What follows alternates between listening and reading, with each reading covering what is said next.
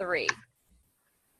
Hey everybody, happy Thursday and welcome to the Business Builder Intensive Workshop virtual with Lisa and I. There's Lisa, hey! So we are so excited to be bringing you this workshop because we've had a lot of requests asking for just basically how do you do what you do, and just so many questions. And so how do I get my business off the ground? How do I build? So we wanted to put this together for y'all so that we could give you a good starting block, a starting point, and just start building on your business. Now that you've gotten in business, you got a foundation, or maybe you're still thinking about getting in business. So with that, I would like to start, and I want to talk a little bit about networking. So one of the things that I get, one of the talks that I get requests a lot is sweet and simple networking. And networking is super, super important because, and I think Lisa can agree, that networking is really your bread and butter of your business, no matter what business you're in, whether you have a service-based or a product-based business. And so I feel like a lot of people avoid networking, and this is why they avoid networking. They avoid networking because they don't know what it is, they don't know why networking is important, and they don't know how to do it. If you don't know how to do something, chances are you're not really gonna do it, and it's not gonna be effective. So just networking in itself, if you can figure out how to do it effectively, then it's going to work for you. And I know personally that combined with personal branding and networking, I've been able to grow my business in the last 6 months. So that's really cool. So are we okay on sound, or do we need to does anybody need to mute their mics? Because I know at the bottom of your screen, if you're not talking, you can mute your mic if you need to, if you're in an environment where it's kind of there you go. Okay, thank you. I was like, I know I was hearing something, I didn't know if it was me. I was like, hello. Okay, so like I said, networking is what we're going to touch on first. Okay, and so what is networking? Like, what is the nitty-gritty meaning of networking? And just really simply put, networking is connecting what you do with who you know. It's really just building relationships. So if you can think of your network like an actual net, then it's you connecting yourself to another person. So if you can find people who are like-minded and maybe even connect with your audience and find where your ideal customers are, those are the people that you want to connect yourself with, build a net with, and those are the people that you're going to engage with really frequently, because these people are going to be the people who are potentially going to get to know, like, and trust you, and these are the people that are probably going to become either your best clients, or they're going to introduce you to your best clients. Because I know for me personally, I'll take my friend Emily, for instance, okay? Emily is a jeweler. She's in Premier Designs, and she networks so great and doesn't even know that she networks so great. She and I met at a networking event that I hosted, and she came up to me. She was like, hey, my name is Emily. I was like, Emily, what do you do?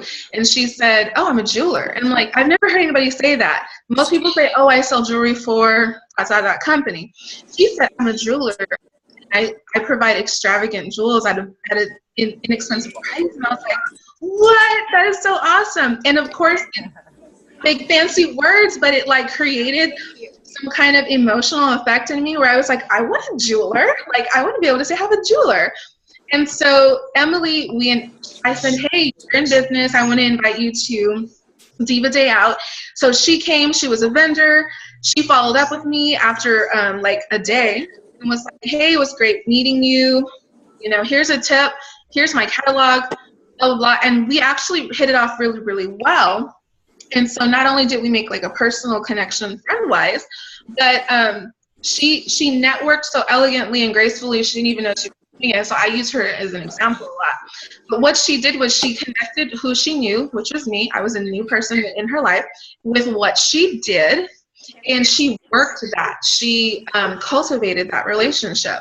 And so I not only bought jewelry from her, I also hosted a party at my apartment for her, and then she booked parties at my apartment, and so she was able to get continued business just by introducing herself to me in a good way at a networking event. So that's the importance of networking. And so why it's important and what it is, we just went over that. So if you have any questions about that part, just let me know and we'll kind of touch bases on that. But okay, so what's even more important than going to networking events and introducing yourself in a really effective way is following up. If you don't follow up with people that you meet, might as well be walking into a networking event and collecting all the business cards and going back home. Because if you just end up with a pile of business cards at the end of an event, you never ever communicate and cultivate a relationship with those people. I mean, it's a complete waste of time. So I'm gonna actually tell you guys a little secret. I try not to give out my business card because I want to grab everybody else's information first, because that gives you the upper hand. I do have business cards, but it's not like a selly business card. It's more for like a join my network, as in my network where you get all the updates on events and all that good stuff, and also a link to where to buy my books. It's not like, oh, this is what I do, please call me if you need my services. It's more how to get included in my network. So here's what you do when you're at a networking event and somebody says, oh, do you have a card? I say, oh, you know what? I have my phone. What's your number? I'll put you in right now. That way you already have their information in your phone. And then tomorrow you can just shoot them a text saying, hey, it was great meeting you. Let's do coffee. Or, if you guys talked about a challenge, maybe in your conversation at that networking event, you were like, oh, I really hate this about my job, or I'm finding it challenging to do this. If you have a solution for them, shoot them a text and say, hey, I was thinking about what you were telling me. What if you tried this? And that's a really good way of providing a solution. And one thing that I always say is, as long as you have solutions, you have business. Because as long as you're providing solutions to people, you're setting yourself up as an expert in your industry. You're making yourself the go-to person, and people are going to trust you. And that, therefore, when you present maybe a product or a service to them, they're going to know, you know what, I'm going to go to that person. So that's a little tip. I try not to give out as many business cards. Like, I usually just don't go around handing them out. If I make a really good solid connection with somebody at an event, I usually just try to grab their info and follow up with them. So, okay, so you guys are gonna totally laugh, but if you haven't heard my pie example of how I, kind of condense and make networking simple, I call it, like, I say that networking is sweet and simple as a slice of pie, and it's really funny and cheesy to where you're gonna remember it later. And so I'm okay if you laugh at me. But, so PIE is P-I-E. P stands for participate. Participate just means attending events, getting out there, finding networking opportunities. Attend alone or with a friend who's gonna let you get disconnected at the hip and go meet other people. And so, I have networking events. Lisa has great networking events. You guys need to hop on our both of our event pages, both of our Facebook groups. Mine is Seeds of Success on Facebook, and then Lisa will tell you about hers. So you can get in the mix, and you can know what's going on and what we have to offer. And sometimes we do co-hosted events. We're basically giving you events so that you can come on in and meet people. And so not only are we showing you how to network, but we're giving you the opportunity to network. So take advantage of that. I mean, where else are you going to find that? So P is participate, attend events. Okay. Let me touch a little bit though on that friend. So I know that sometimes for comfort, we take a friend. And we take a friend and we're like, please come to this networking event with me. I don't want to go alone. I don't want to walk in alone. I don't want to look goofy. But then you take that person and it's so overwhelming because there's everybody that you don't know. You two sit down in a corner somewhere and chit chat about the day or your personal life, or you eat together, or you kind of like people watch. What is the point of that? I mean, you're supposed to be going to I'm starting to get mad. No, I'm joking. You're very passionate about your pie. I'm so passionate about my pie, literally. And I love that. So yeah, like don't waste your time. I mean, your time is super duper valuable. Don't waste your time by going to an event and then taking a friend and y'all just like sit yourselves in a corner somewhere and have girl talk and catch up. So go into the networking event, mingle a little bit. I mean, at the very least, just go get something to eat. When you go get something to eat or drink, there's going to be somebody standing next to you, and you're going to just say like, hey, have you ever been here before? Or doesn't this look delicious? Or, what is that? Do you know what that is? Have you ever tried that? Just like spark up a conversation that seems really comfortable and sincere. It doesn't have to be fake. I mean, if you're not feeling the vibe of somebody, don't try to force a conversation. I mean, plain and simple. Nicole, I think for a lot of people that are new to networking, that can be super scary. Like just walking in by themselves, and you bring your. I relate that to like the Peanuts back in the day when Linus used to bring his little blanket. Yes. So we bring our friend, we bring our little security blanket. And I know I used to be that person. I used to take all my friends to networking events. Matter of fact, I think Sylvia came to a networking event. I invited her, and we actually were doing that. And then we realized we were doing it. The host actually said, hey, ladies, break it up. We hadn't seen each other in a while. What, about a week, right? But we actually did that. So you have to really be conscious doing that, because you fall into it. Even if you're an experienced networker, you find like Sylvia's definitely experienced. I'm definitely experienced. I'm sure Jacqueline's definitely experienced. And even yourself, Nicole, we'll like, oh, this is comfortable. I'm going to sit here. And I found even as the host at my own events, I'm like, oh, I need to get up. There's like 6 people over there that are new, and I'm sitting over here I love visiting with y'all, and I only see them once a month, but I got to get up. Yeah. So no, that's a great point. No, but you brought up a really great point, because myself, when you had your last networking event, your Diva Day Out, I invited a friend, Veronica, and she came and sat by me, and we were just talking. I was like, girl, let me get up and just kind of talk to people. She was like, oh yeah, no, do what you got to do. And she got up and, went and looked at the vendors and stuff. So you do have to catch yourself. I mean, you don't have to make it all hardcore focused. The whole entire event be about, going and just like being the business card ninja and just being like, here's my card. No, that turns people off. Oh, that's so annoying. If you do that to me, I'm like, here, you can have it back. Well, I think a good way too, and you bring this up in your presentation as well, if you do scan the room and there are a few people that you haven't had a chance to really interact with, you can go up to them and be totally authentically honest and say, I did not get a chance to talk to you, but here's my card. Can I have your card? And I will follow up with you tomorrow. Yeah. Or whenever, and tomorrow may even be too soon, because some people are like, oh, don't be so aggressive. Like you said, don't be a stalker. Do not stop. Stalking is not cute. Okay? And don't do what I do and wait like 7 days. And they're like, wait, who are you again? And I'm like, I'm sorry. Yeah, there's a cool down period, and you don't want to be in the cool down. You want to stay in the hot, warm period. So. Right. Yes, warm pie. Yes, warm pie. Who likes cold pie? That's just name. No. Chris. No. But I find myself, so you got to kind of split your time up a little bit. You invited a guest, by all means, chit chat.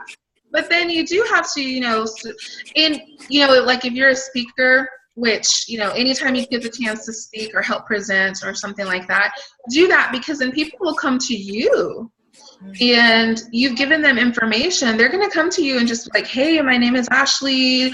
Great to meet you. I just want to introduce myself. I mean, what better way to do that, you know? And then you can say, hey, do you have a card? Let me follow up with you tomorrow, or let's grab coffee, or, you know. So I is actually interact. So it's PIE.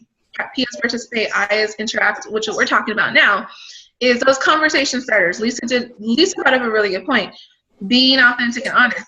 I did not get to talk to you. Can I have your info? Let's exchange cards and we'll follow each other. I mean, that's so great and so not salesy. And people don't like salesy because it turns people off. I mean, I know it turns me off. So it like, what were we talking about one day? And we were like, that 70s quick sale is like so over. Like, it's 2016. You know, you have to cultivate a relationship. Unless, I know that there are some instances where people are coming to buy stuff and they know it's like they're coming to look at your product, evaluate your product, and either buy it or leave it. And I know sometimes you have just a matter of like 30 seconds to be able to convince them that they really need your product. I know that there's those types of, you know, events. But if you're doing networking, you really, really want to avoid being overselling. You know, you don't want to do the hard sell. You want to start off with a conversation, you know, asking them a question, giving them a compliment, but being sincere and authentic about it. I feel like that cultivates a relationship, because you might be a really, really good salesperson and make a lot of sales that day, but then in a couple of weeks or so, you know, if you pressured somebody into it, or whether you did or not, you made sales, you might not have cultivated any relationship, so you probably won't get repeat sales. So I know that I do tell clients about like platinum client.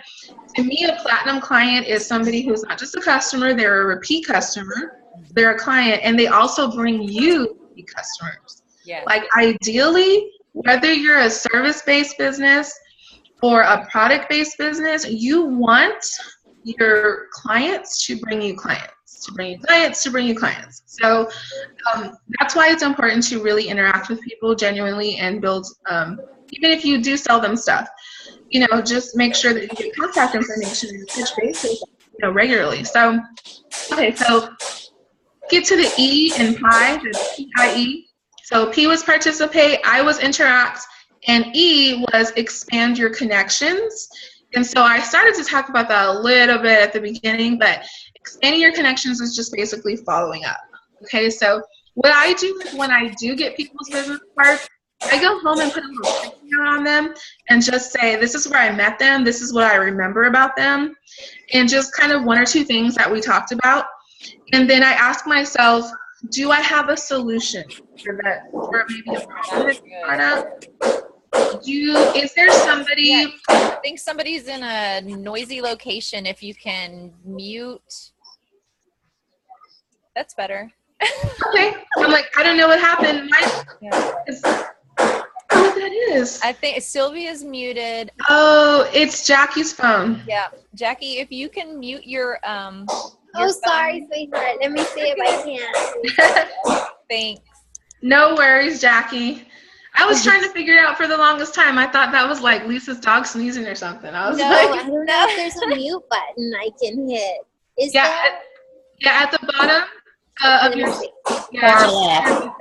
Far left. Far left button. Far left. Oh, bottom. Awesome. She did Yay. It. Okay, cool. Thank you, Jackie. Okay, so no worries. We go with it. We keep going. We're live and authentic. So yeah. There you go. We're real. This is real. This is a real deal, right? So that kind of stuff happens all the time. We just got to go with it. Okay. So you want to expand when you're expanding your connections, I make, I wish I had it with me, but I went to the dollar store and I bought like this little, it's about this big, and it's like think a coupon keeper, okay, but a little longer. And it's got dividers. What I do is I stick all the business cards in there. So I have it all in one place. Yeah. And I have little sticky notes, and it says, you know, met this person at Diva Day Out, met this person at Encanto Grill. We talked about this, and, you know, just to make myself little notes, and I can go back and remember, because maybe the next day you'll remember, but the day after that you might not remember. Mm-hmm. And I ask myself, you know, is do I have a solution to something, to a problem, you know, that they presented? Is there somebody I can actually refer to them? Because really, when you start referring people and connecting people, man, that adds so much value. You know, if I said, hey, Lisa, I know this lady and she has a teenager, and her teenager would really love to connect with you. She would love some teen life coaching skills, maybe some confidence builders. I connect them to each other, and there's a lot of like value in you connecting people together. And people are always going to come to you for that. And so I did just that with Sylvia. Matter of fact, she has Scentsy, and I know a photographer, my friend Stacy. So I like totally tagged her in her post, you know, and I think she's going to contact you because she thought it was super cute. So yeah, and it did. It adds total value because, I mean, Sylvia looks to me and says, oh, wow, thanks. And then when I have an event, she shares my event, buys tickets to the event, tells other people. So it's almost like you become affiliates for each other. Yes. Yeah. And that's super important. I mean, not only as women, but as business people, and just as humanity, it's super important just to like be able to reciprocate, build each other up, promote each other. And I feel like that has benefits internally, but externally also it helps your business too. So like there's so many benefits in doing that.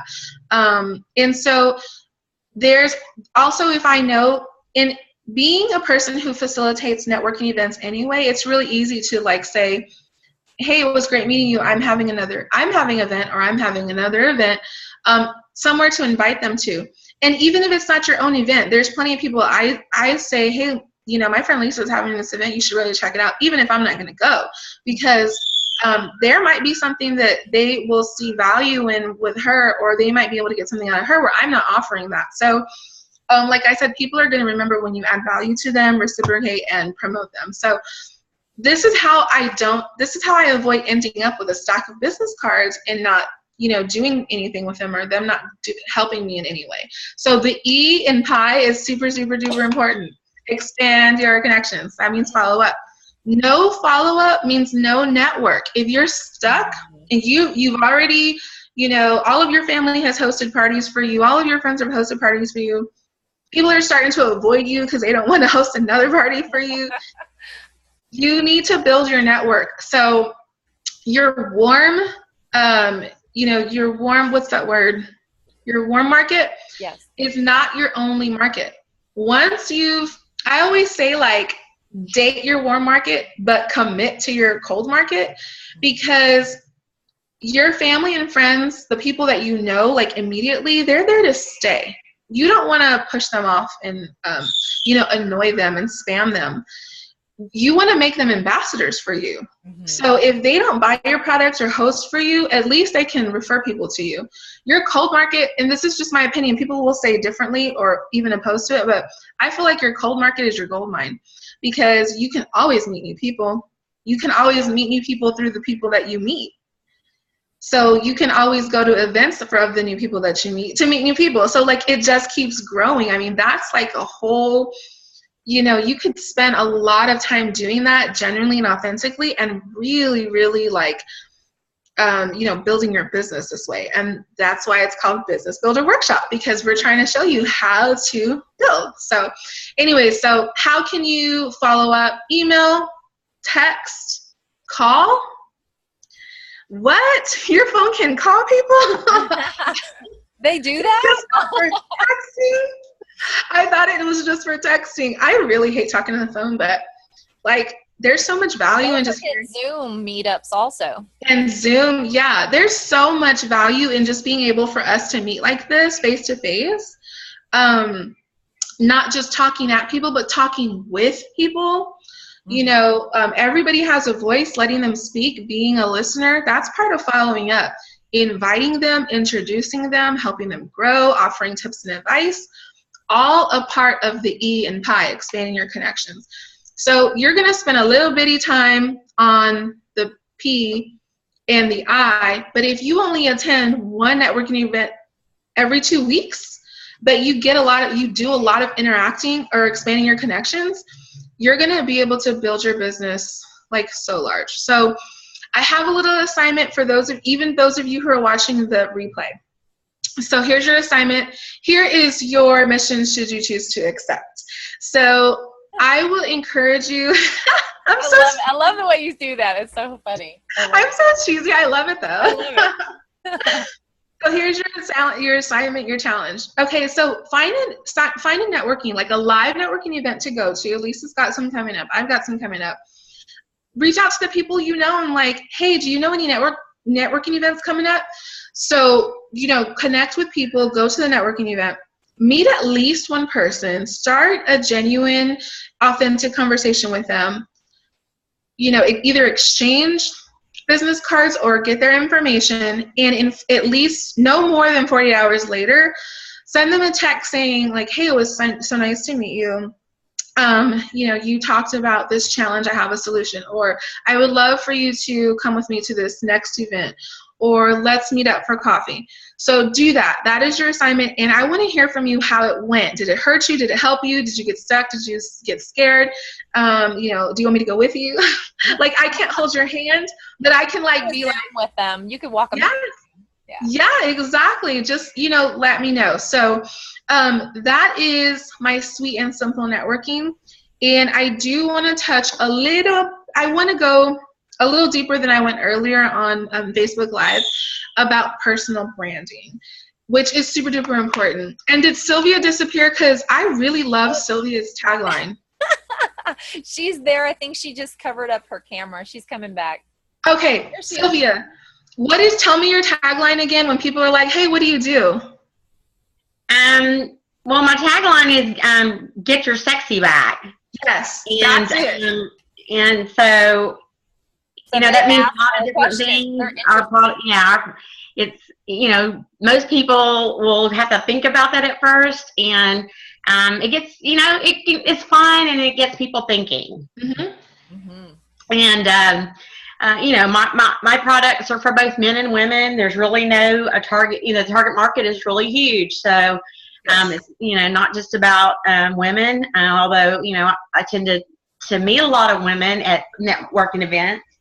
And then one of the things that I was going to interject, if I could, into your presentation is that, even when I go to events, and I've trained people that are in my downline that go with me, and they're shadowing me, and they're trying to get out of their comfort zone to do events, I let them know that, if there's 30 other vendors at that event, yes, we're here to meet people that come to attend the event. Mm-hmm. But when you walk into that room, you have 30 new possible friends, building relationships, and they become customers too. Yes. And I think a lot of people forget that.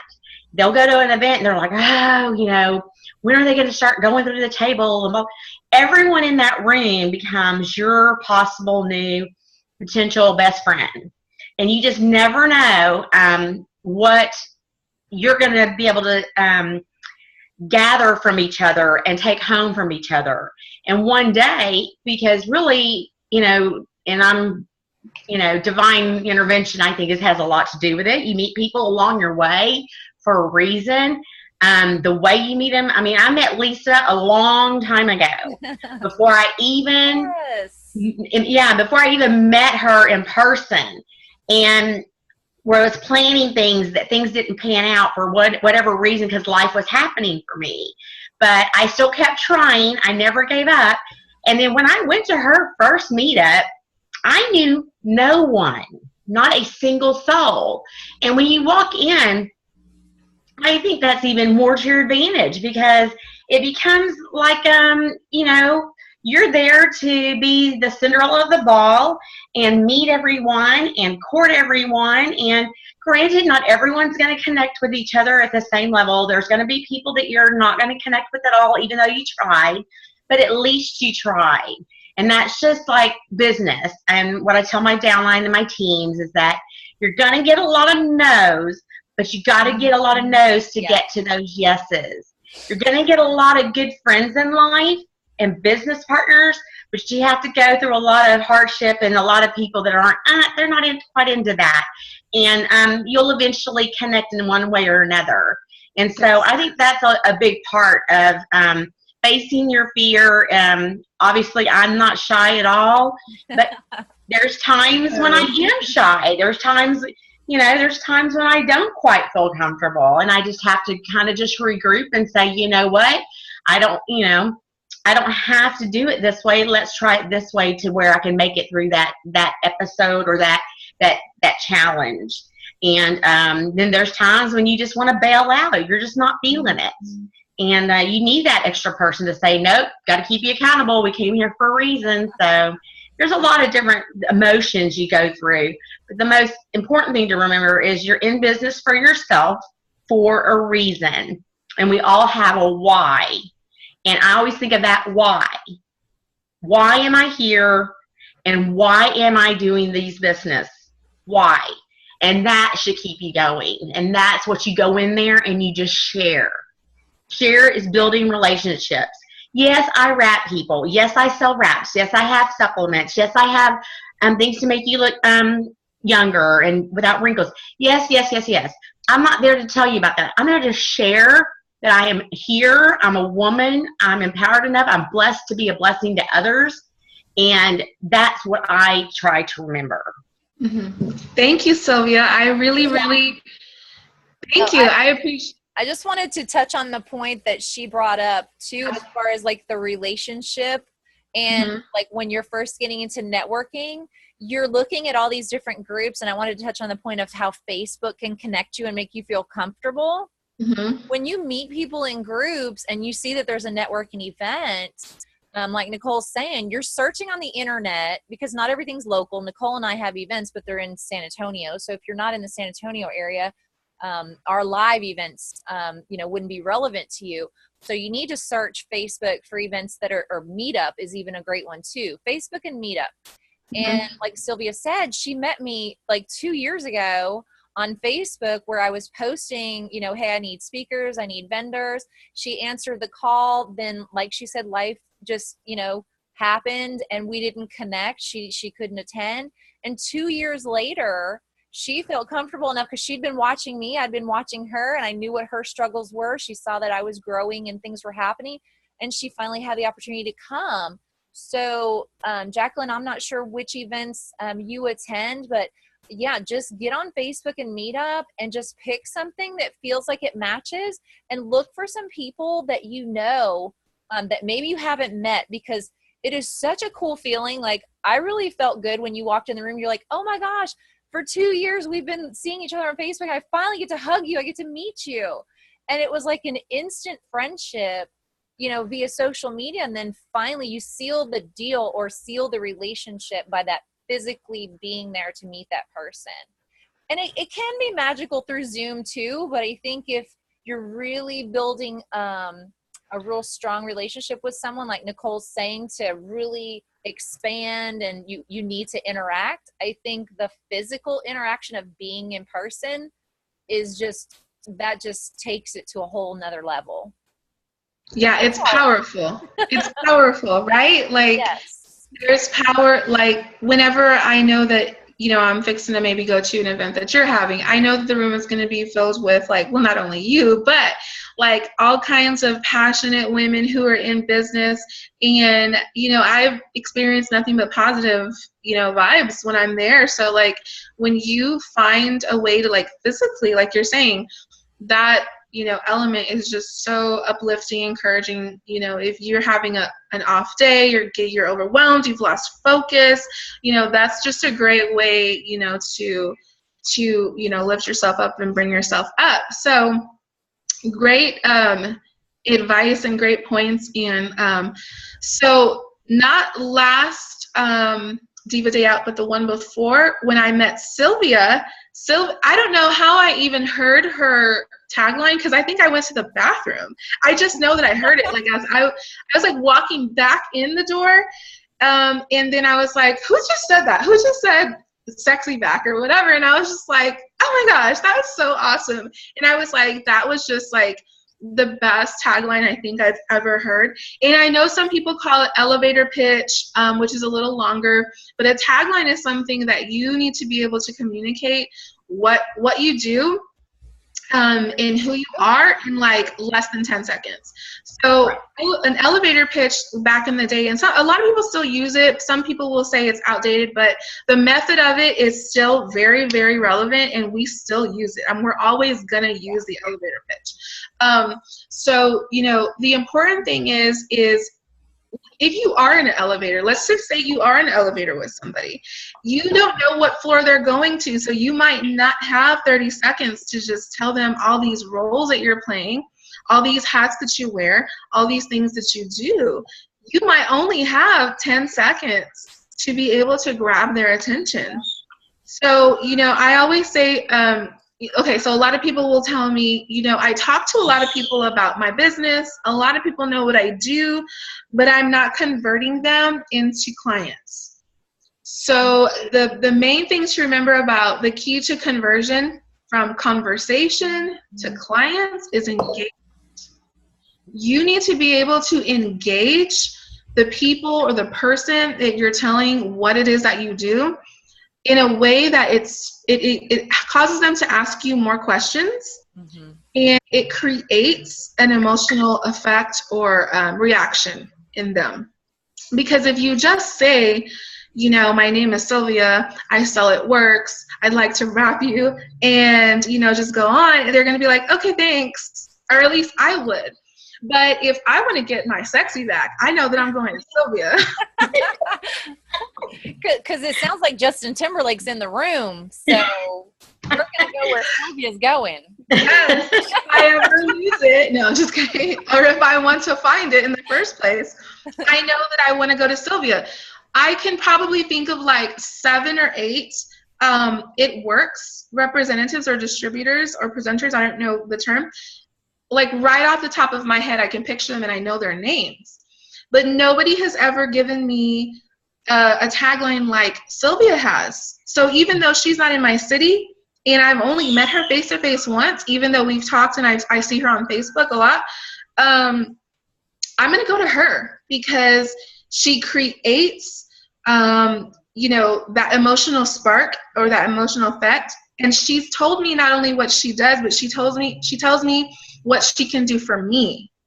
So when you tell somebody what you do, they really want to know what you can do for them. So let's do an example. Sylvia's got hers. I know you have, Lisa, you have your tagline or your elevator pitch. I have mine, and I have a couple just depending on, you know, where I am and the environment and your audience. Sometimes I say, if I know I'm in a room of women who are not in business yet but want to be in business, I'll tell them, you know, I help people kiss their boss goodbye, or I help them, you know, escape, or I tell them I help them escape the 9 to 5. And so what do they ask me? They go, well, how? They don't just say, oh, that's great, and walk away. You need to be able to communicate it in a way where somebody says, how? Or I want that. Or tell me more. The goal is not to just rattle off what you do. It's so that you can engage them and they have more questions for you. And then that is when you go into the cultivating, the telling them, you know, honestly and sincerely what it is that you offer them. And you will get more paying clients that way. And I always, when I'm talking about personal branding, I always say, what would it mean for your business if 3 out of every 4 people you talk to convert to just to come from a conversation into a paying client? That's 75%. That's kind of where I fall, between 50 and 75, between 50 and 75%, depending on where I am and who I'm talking to. Because I've kind of figured out a way to know what their need is and how to fulfill that need, how to get them to ask me questions, how to create an emotional effect, and how to tell them what I can do for them. So when people when people ask you, what do you do? They're really asking, what can you do for me? Exactly. So let's go a little bit into the how do you form your tagline? How do you form your elevator pitch? Okay, number 1, is you need to identify the goal. The goal or the objective of your pitch. Do you just want to talk to them and just tell them, hey, remember me, I'm an author, a speaker, and a business coach? Or, do you want them to have to get a visual, an idea of what the end result is? Mm-hmm. Okay? So you need to be able to identify your goal. Take out a piece of paper and number one, write down what your goal is when you're giving your tagline or elevator pitch. Number two is explain what you do. So if you want to just for practice sake or for building this sake, you can just write as much as you want to, and then you can start condensing it and maybe making it into like a one sentence. So you might spend a little bit of time jotting down on a piece of paper what it is you do. Maybe you go through days that you don't know what you do. Like I know that I do sometimes. I'm like, what really am I doing? What am I doing? What am I doing? So, get out a piece of paper, and number two, explain what you do. Like if you're telling yourself all over again, what is it that I'm doing? And then find a way to condense it and streamline that to where the answer is people focused, okay? And that you're helping solve a solution for people. So here, and then number three is you need to be able to convey what you do that's unique, okay? Mm-hmm. Because there are so many business coaches out there right now. So when I tell people what it is I do, I need to not only tell them what the goal is, what it is I do, but what's unique about working with me. So you need to be able to do that uniquely. So you need to be able to, convey it in a very unique way so that if you are in a business like It Works or Premier Designs or Pink Zebra or Avon or Mary Kay, if you are in that kind of direct sales business, they know that they can just go to Facebook and find like hundreds and thousands of Avon representatives. I don't want to know what company you work for. I want to know what's unique about the company that you're running. So here's the thing. Those kind of companies spend so much time, money, and effort into you promoting their brand, okay? And that's good because we want to know the brand. But I want to know as a consumer, as a customer, as a potential client of yours, I want to know not so much about that company that you're distributing for. I want to know about you as a distributor. Even if you are with Mary Kay, I want to know what am I going to get uniquely by working with you and not any other Mary Kay representative. Yeah. I want to know what goals we're going to attain by working with you. I want to know, what can you do for me that changes what's already going on. So that's very, very important when you're talking about personal branding. Even if you're a distributor for a huge company and there's thousands of representatives, you still have to have a personal brand, not just a corporate brand. Mm-hmm. So, whether that's something that people can see, like maybe you wear a cute little pin or a brooch, maybe you wear a baseball cap, maybe you wear, big earrings all the time, maybe, you wear flip-flops. Something that physically makes you stand out is great. Your tagline is another thing that makes you stand out. The way that you interact with people, personality, just all kinds of different things that you can do to be able to make your personal brand unique and be able to stand out among the crowd. I think even if you're a realtor, oh my goodness, if I was looking for a home, I know personally like 30-something realtors, I'm going to have to go to the person who's unique, who can do something for me that I know what I already want as an objective. So personal branding is super duper important. So when you're putting it all together, because all of that information can be overwhelming, I just basically want to know what it is you do for me, what's unique, and make me feel some kind of emotional, make me feel some way about it. Help me get in my feelings about It Works, So that's what you want to do. Wants her sexy back, Sylvia. Sylvia, I lost it. I have lost my sexy, and I need it back. No.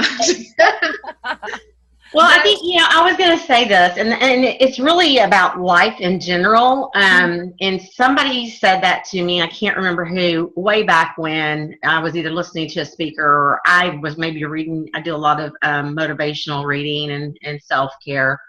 But one of the things that's always resonated with me that I tell and share with my teams and just throughout business is that they're always going to remember how you made them feel, not what you did.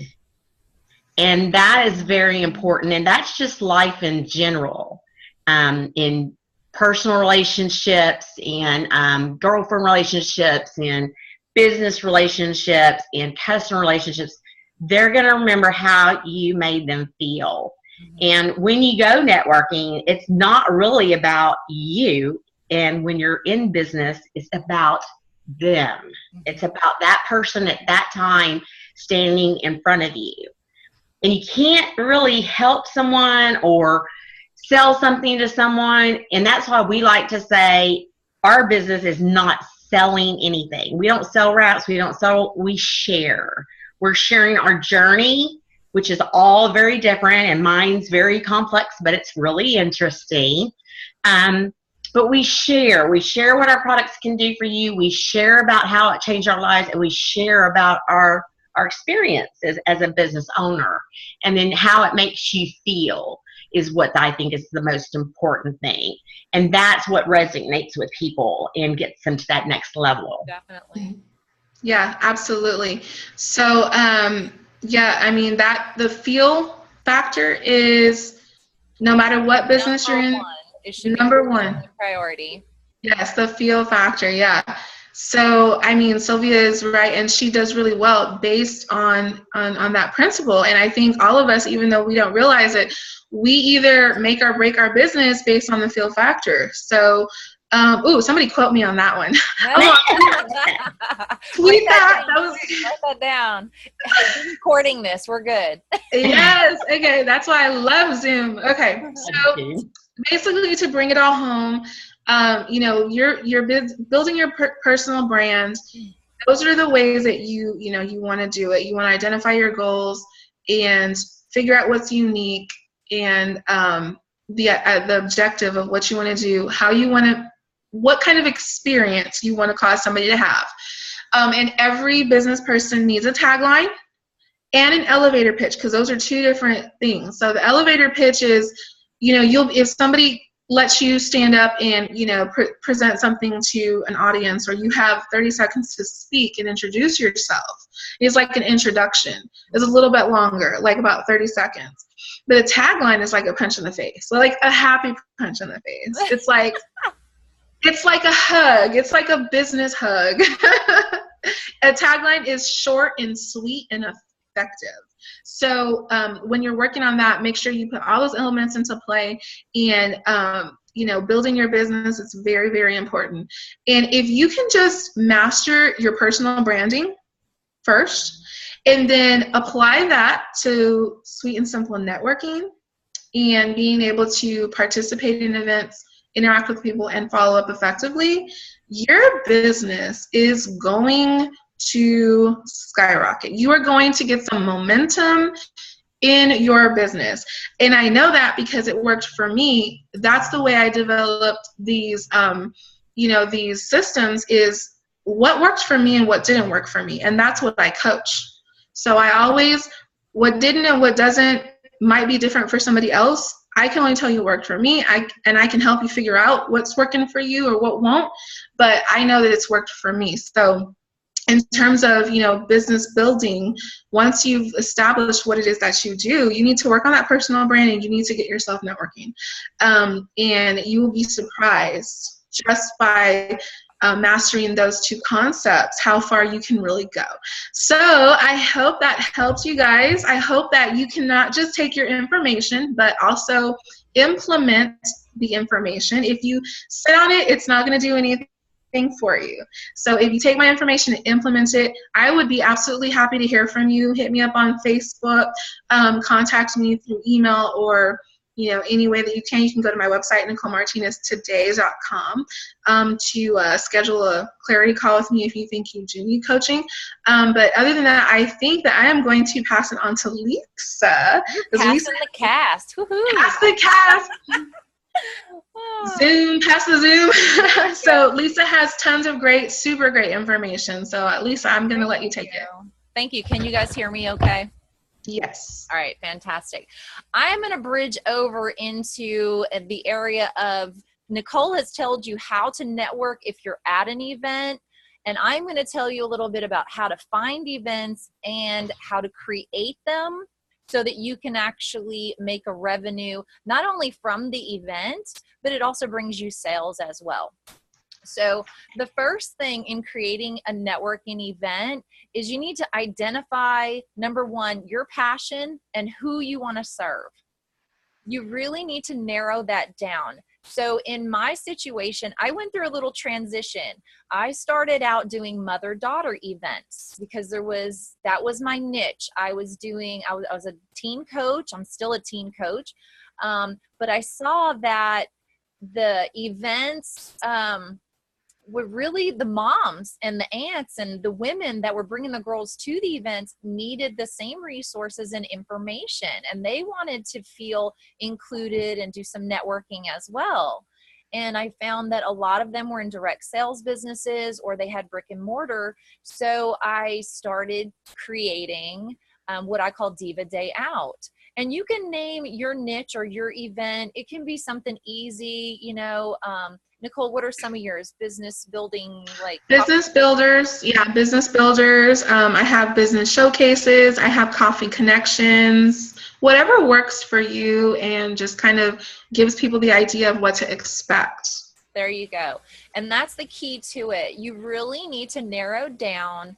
In my case, it was Diva, and that's women who dream, inspire, volunteer, and achieve.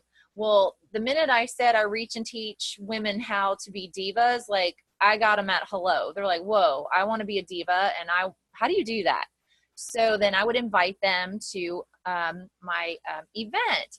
So I started out locally doing events, and then I started getting inboxes to take it to different cities. So now I'm expanding. I've been in San Antonio for over a year. My network has grown. Literally, my email list has gone from under 50 people to over 500. I'm pushing closer to 700 now on my email list. So definitely hosting. And, that sounds like, wow, she did that. It took a year to do that. Okay. I'm not saying it'll take you a year, but if you put in the work and you build those relationships, like Nicole was saying, there's a system to it.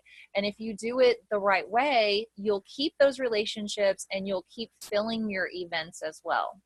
So that's number one. What you can do to find your niche is in your Facebook business page. You can do it on your personal, but Facebook might slap your hand. So I would do it in your business page. I would poll the people in your business page and ask them, what do they need? What solution can you offer? Okay.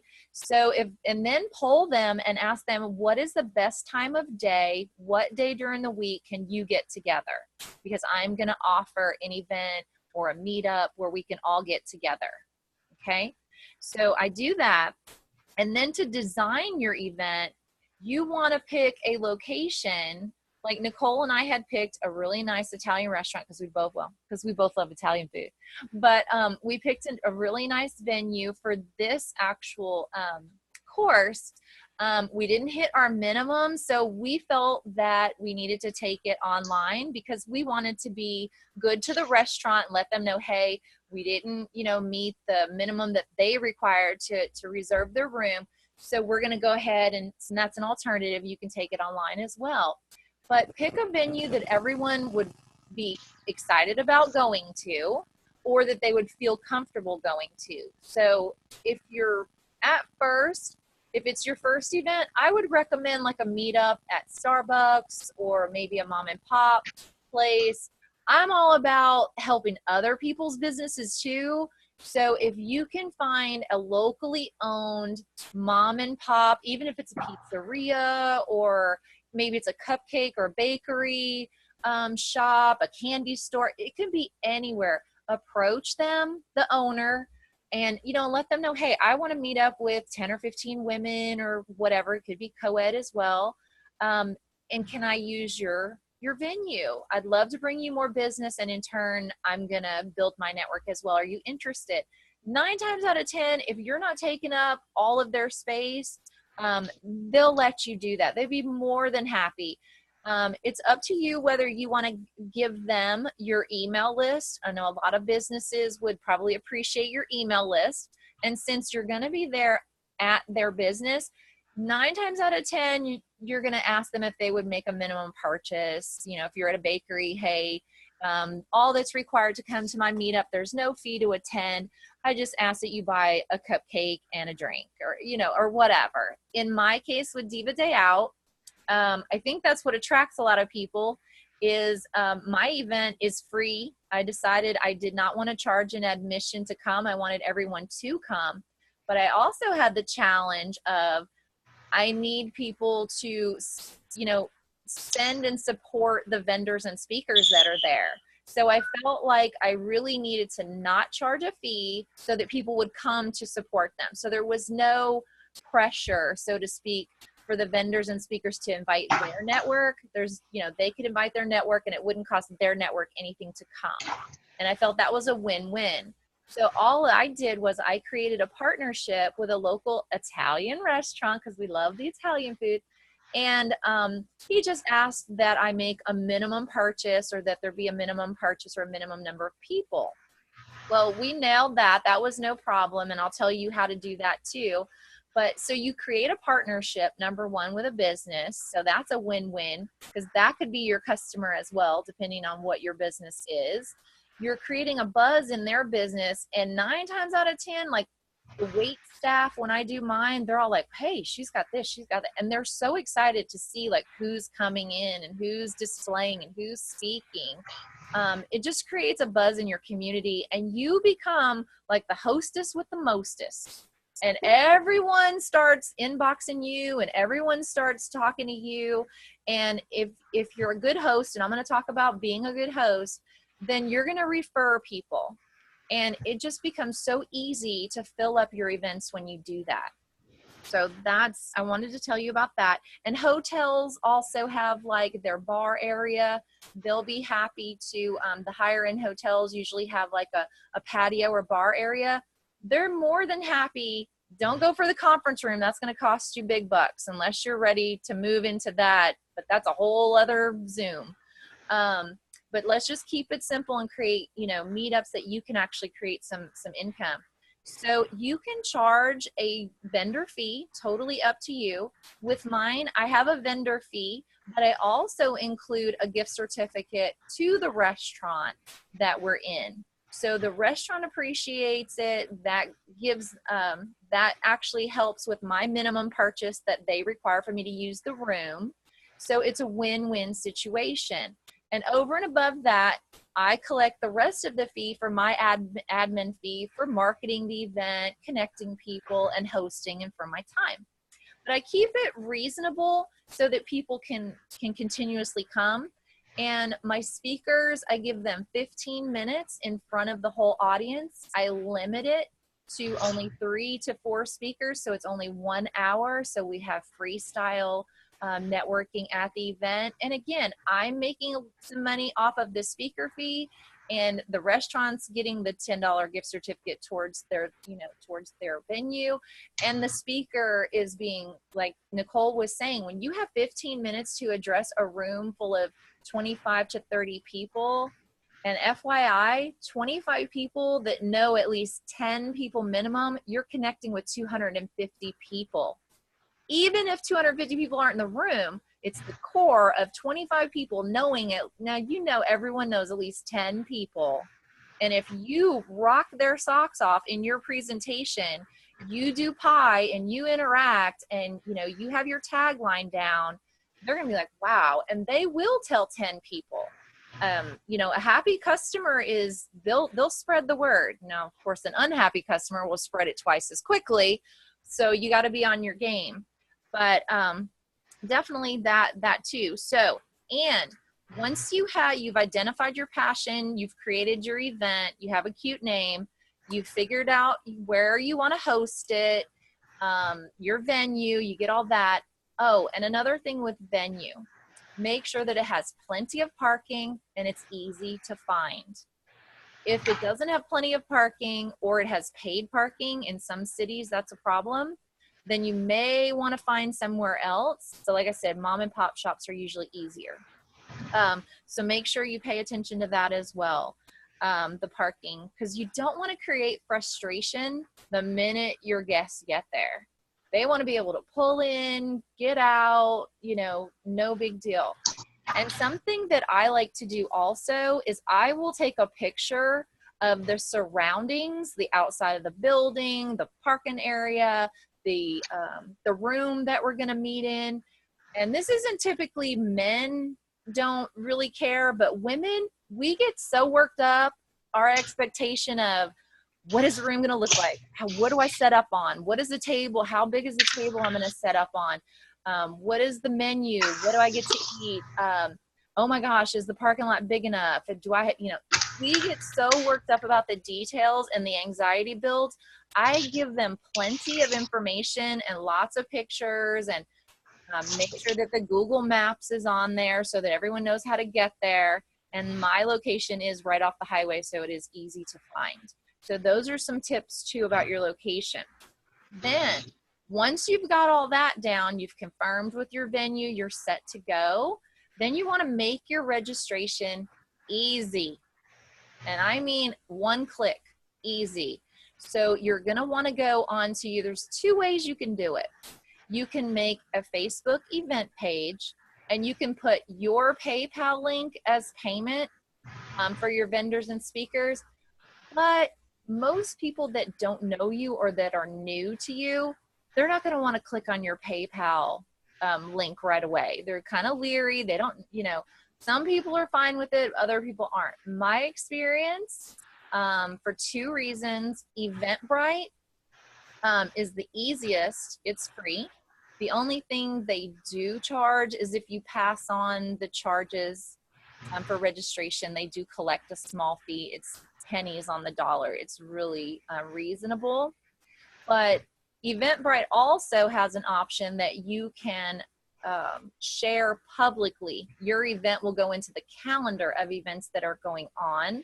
So when someone Googles, depending on how many people have searched it or the keywords that are in your description, it'll pop up. So that's a good way. Eventbrite, definitely would recommend Eventbrite. And then you just copy and paste your Eventbrite link into your Facebook event, and it's easy peasy. People can just click on that, register, and they're good to go. Typically with vendors and speakers, I have an event page, and I list that I'm looking for vendors or speakers for my event. And that is something I don't let them register through Eventbrite, because number one, you only want to have exclusives. So you don't want to have 3, say, Perfectly Posh or Paparazzi or whatever. You want to have, in a smaller venue, only one person per industry, I should say, to limit, you know, the competitive edge. You want to have a little bit of variety there, and that makes everyone more comfortable too. So once you get, what I do is I post that I'm looking for vendors or speakers. I use a cute graphic that says, you know, looking for amazing vendors and speakers. If you would like to participate, inbox me or email me, and then they just contact me directly. And then if I feel that they're a fit for my event, and this is a really important thing I want you to understand, you really need to pre-qualify your vendors and your speakers at your events. Not everyone is perfect for your meetup or for your event. Do you agree, Nicole? Yes, absolutely. Yeah, sometimes you're just not gonna, sometimes you're not gonna mesh well with people, or maybe there's miscommunication. You're not speaking the same language, maybe, and not everybody is the right fit. I think too, it's also about expectation. Mm-hmm. And what I have found with my meetups or events is I'll kind of interview them, or we'll chat back and forth. and I'll find out where in their business they are. And typically, if they're brand new to their business, my event is a fit for them because I'm like the connector. I want to be the host that introduces you to everyone. It's kind of like an ice-breaking event. Now, if they've been in business a while, they're aggressive about their sales. When they go, they want to make their vendor feedback plus, $100 in sales. They're not the right fit for my event. And I'm not saying that I don't want you to make sales, but my events are about networking and building your business. If you make a sale at my event, you're a rock star. Because you've already got your tagline and all the things that Nicole described down pat, and you know how to work quickly to make that sale. But my events, and typically, and this is why I want to tell you, networking events are for networking. So that's why you have to pre-qualify your vendors and your speakers, because when you say the word vendor, most people think sales. So what I like to call it is showcasing business. And then I put vendors in parentheses so people know.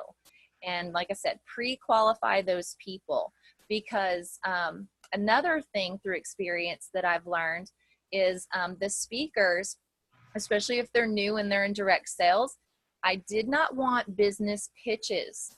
I wanted topics related to your business, and then you can pitch the last 3 to 5 minutes about your business. So for instance, and I'm just going to use Sylvia as an example, she would come and talk about how you get your sexy back, maybe the components of she's not going to give me all the ingredients in the wraps, but she's going to talk about a lifestyle change that people need to make in order to get their sexy back. And she's not going to go through her whole list of products, but she's going to pinpoint some things that you need to do to change your lifestyle. And then at the end, she's going to talk about, and I'm a representative for It Works. And, this is what we offer. Come see me at my table. And that way, everyone's learning. They find value in their topic.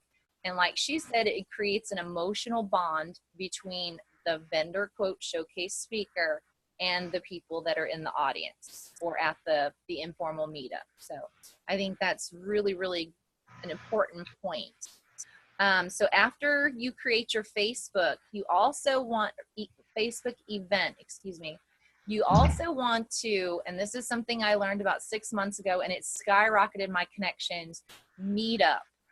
You want to start on Meetup, the app.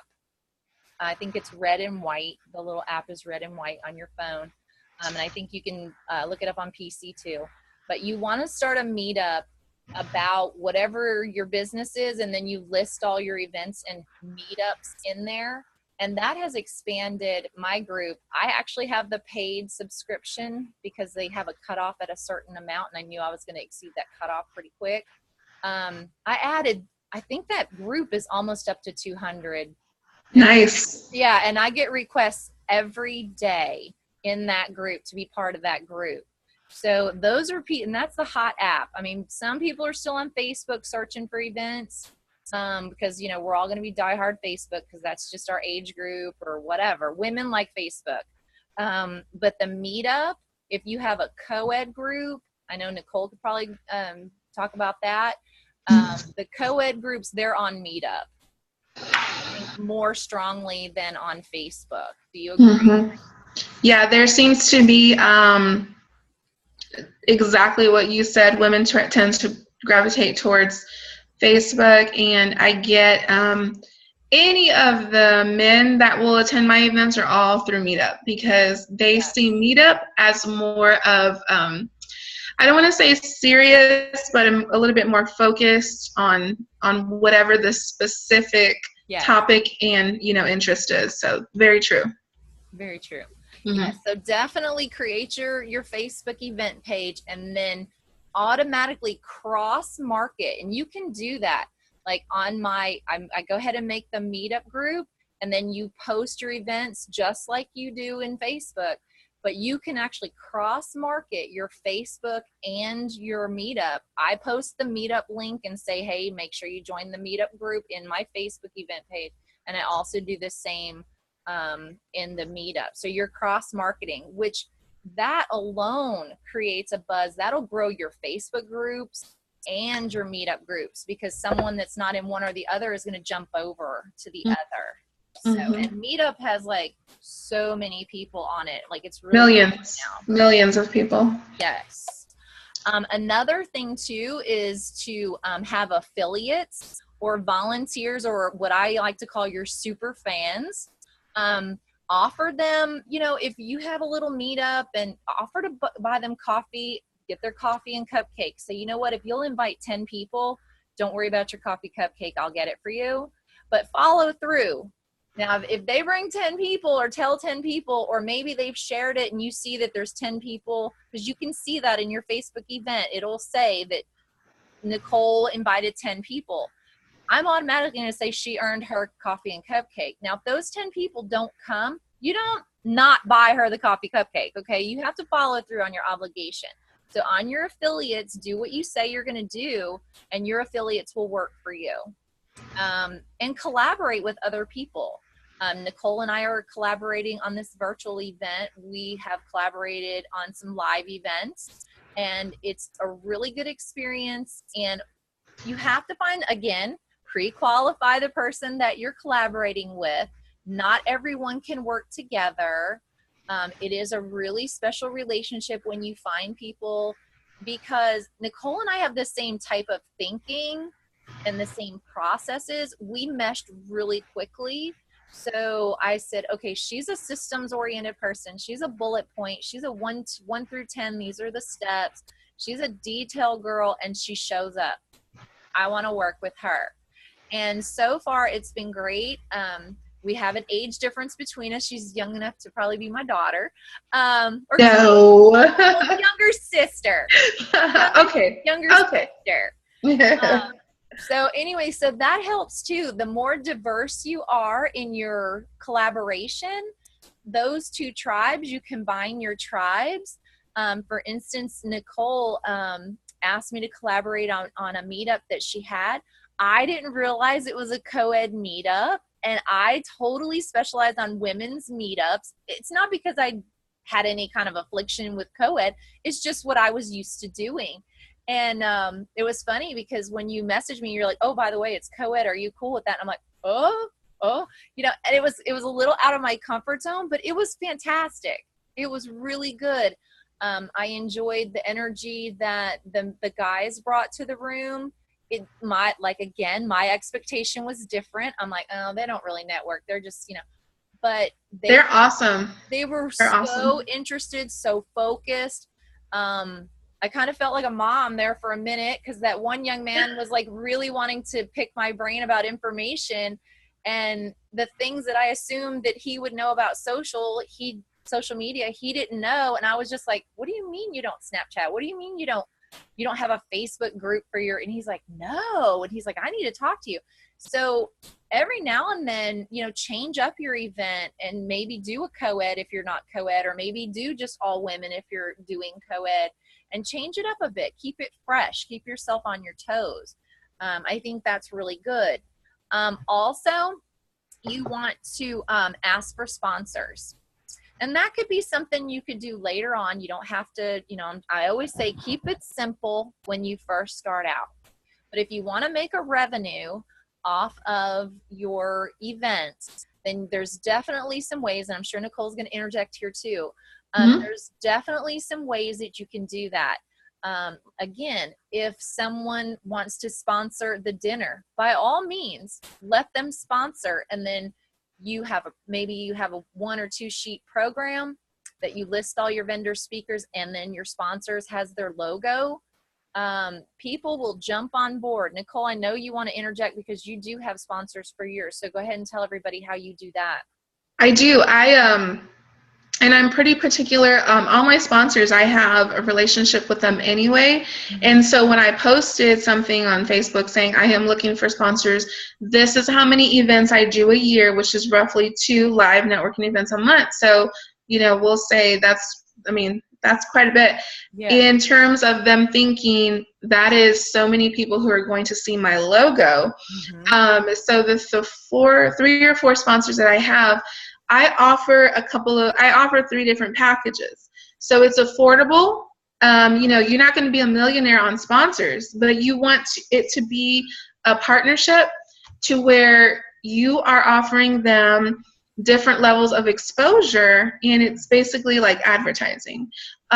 So at every event, live event that I do, I have a little program highlighting the businesses that are there, even if there's just, even if it's a coffee connection or coffee and connection, even if I know there's like 4 other people and me just meeting to have coffee, I'll make a flyer and I'll say, this is what's coming up next. Here's the link to register.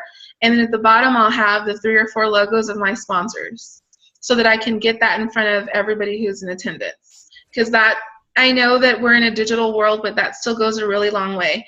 And so I have, a certain amount of money, and for a certain amount of sponsorship level, my sponsors can get their logo on all of my paper programs. For the other level, it'll be the programs and maybe my website.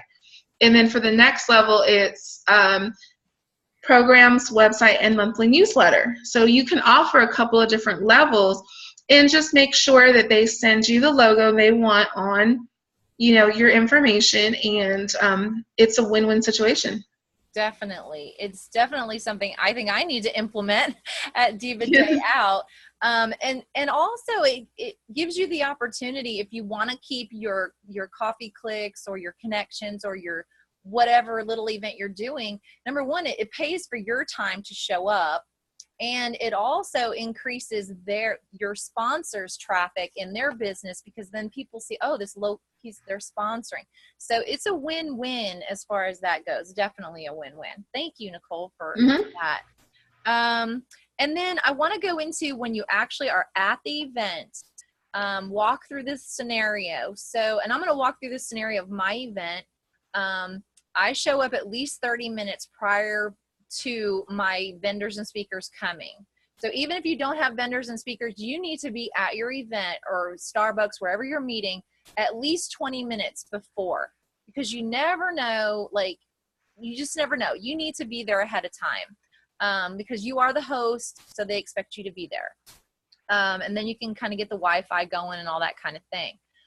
So at my event, I have the vendors and speakers. I give them 30 minutes to set up, because it's a very small showcase. They just get a tabletop display. But one thing I totally recommend is to have a registration table where people sign in.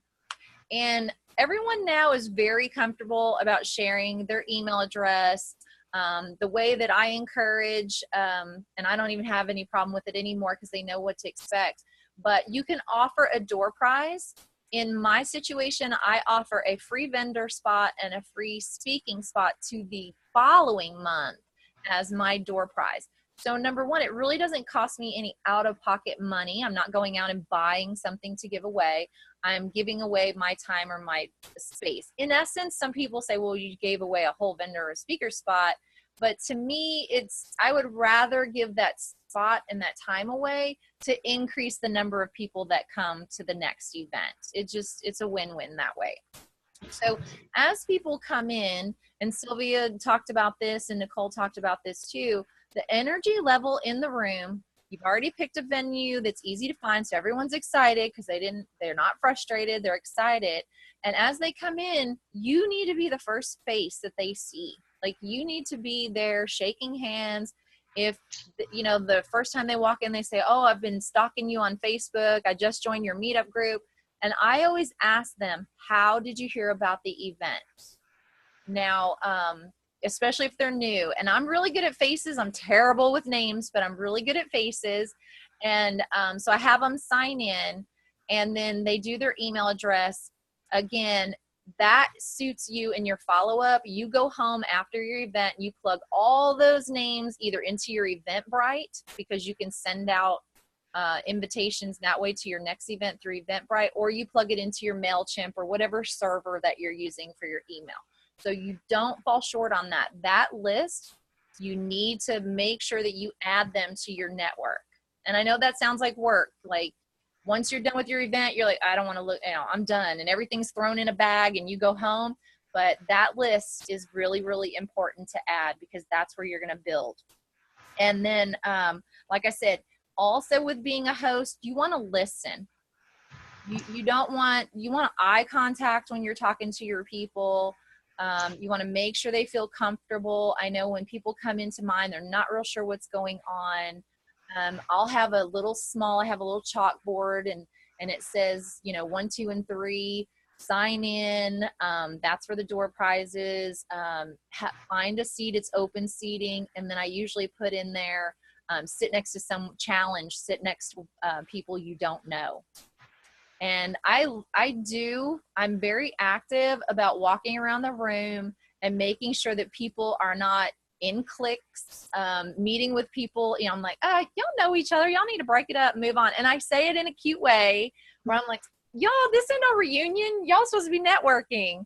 And, they take it, but it is like a reunion. Once you build up, if you're consistent, that's another point I need to make. You need to be consistent about your meetups and about your event. So I would recommend, like, mine are on the 3rd Thursday of each month at the same time, same place. Do that for at least 3 months. If you are not seeing that you have a consistent flow of people, change it up.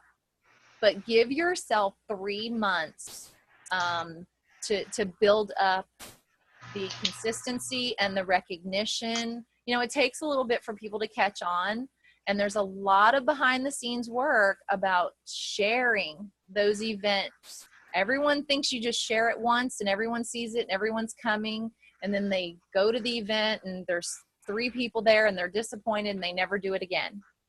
And that's not what it's about. You have to share it out in other groups. Of course, make sure you check their rules so that you can actually post your events there. Make sure that once you're approved in some groups that you can post your events and meetups.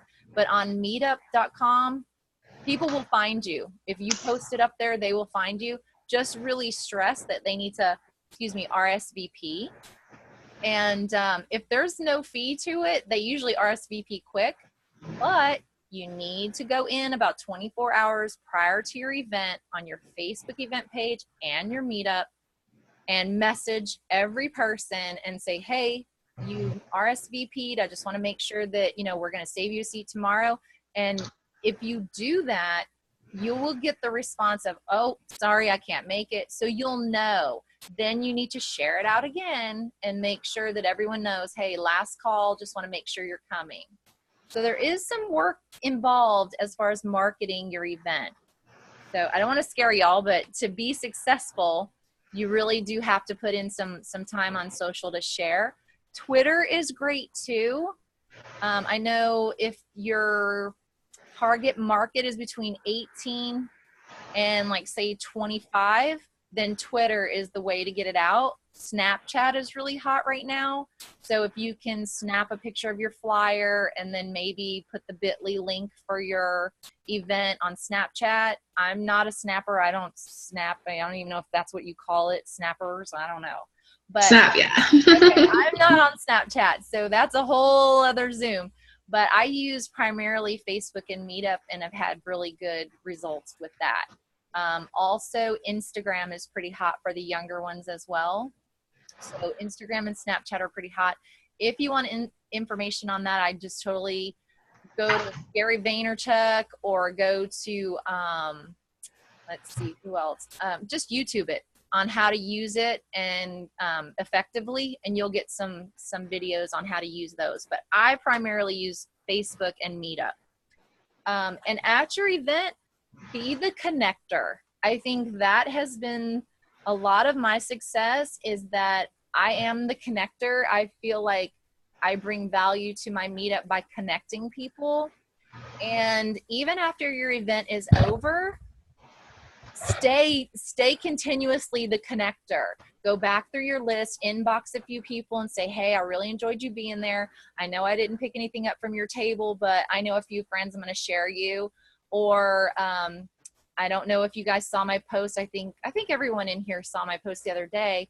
This shirt is a LuLaRoe shirt. I have paparazzi jewelry on today. I have, all these. So what I did was I snapped a selfie and I called it support selfie. And then I said, name 5 things that I'm wearing today that I got from my direct sales friends. And then I told them to tag and put their Facebook or put their links in, and everyone loved that.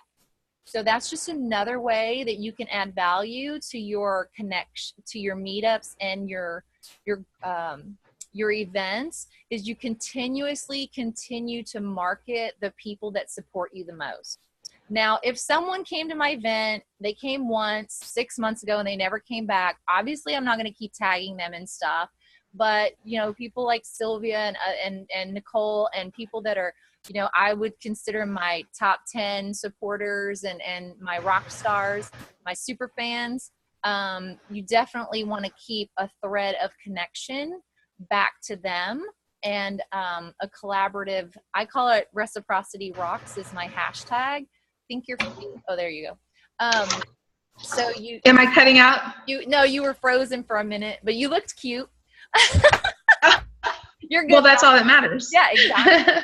But you want to continue, and I think that's the key to it, is continue to be the host even after your event is over, because that's going to bring people coming back to your event. So I really, really encourage that. And then in closing your event, you want to make sure that you go around the room and get some feedback. You can do this in different ways. You can actually do it in a written way.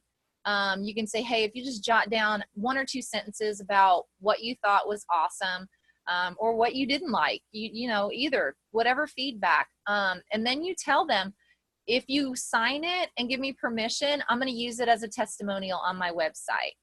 And I've used graphics with their testimonials on it. People love to know that other people enjoyed it. And also at your events, I do lives from my events, and my vendor speakers and all the guests, they love that. I mean, I literally go around like I'm CNN, and I'm just interviewing everybody, and I'm just, y'all need to be here. And you create the excitement, and there's a buzz in the room. The energy level goes up. Other people that weren't there are like, oh, I need to be there next month. Tell me more. And I get a lot of inboxes that way as well. And you can just start a conversation. They don't have to wait till next month. You can go, well, that's what we did, but hey, I'm having a coffee meetup next week. And you just go into what you have coming up. But definitely do that and get feedback, because those can be potential customers as well. Let me see what else. Do the lives. Oh, and have everyone check in. Do a check-in at your event so everyone knows where everybody is. And if they see like 20 people on their friends list are all checking in at your event, they're going to check out your event next time, or they're going to hurry up and get there, one or the other. So in closing out, I typically do a door prize drawing, and I already told you what I draw for. And then I do some shout outs, but be careful with your shout outs. Don't just let the room start shouting things out. Be in control of your shout outs. So I would let people know, hey, if you have a shout out, bring it to me and let me hear it first. Because what'll happen is, if you're charging for vendors and speakers, there will be, and I guarantee this, and I'm not trying to be, you know, the omen here, but there will be people that will come to your event with samples in their bags, their whole vendor kit in this big tote, and or they'll come branded from head to toe, which I don't allow at my events unless you're a vendor or a speaker. And they want to take advantage of, you know, that kind of networking. And I, again, goes back to expectation. I explain it in my event page and say, the expectation for a guest is this. This is allowed. This is not allowed. Expectation for vendor speaker is this. This is what's allowed. This is what's not allowed.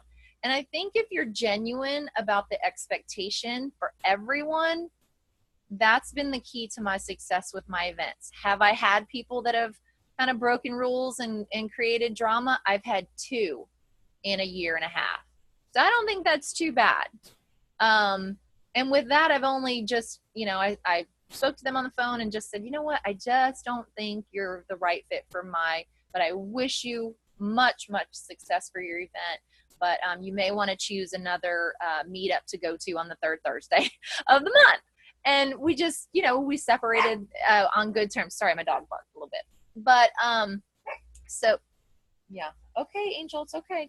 But anyway, the air conditioner came on and she just thinks the world is ending. Sorry about that. Hey, shh. Sorry about that, guys. But so in closing, you always want to get feedback.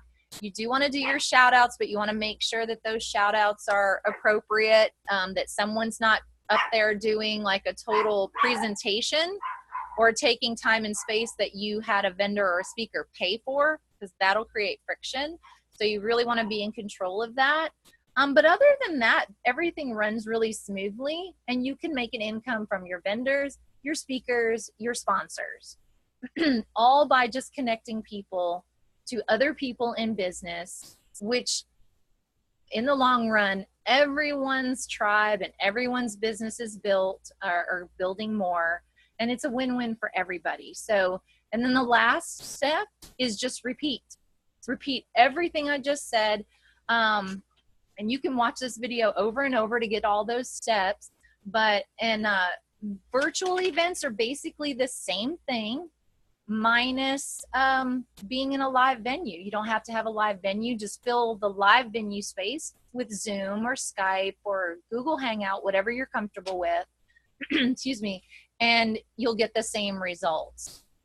You may not get as deep of a relationship as you would with a live event, but if you're at a distance like we are today, it's very effective to build like a little bit of a relationship and then invite them out to more live stuff. So that's everything I have for for events. You have any comments or questions, Miss Nicole?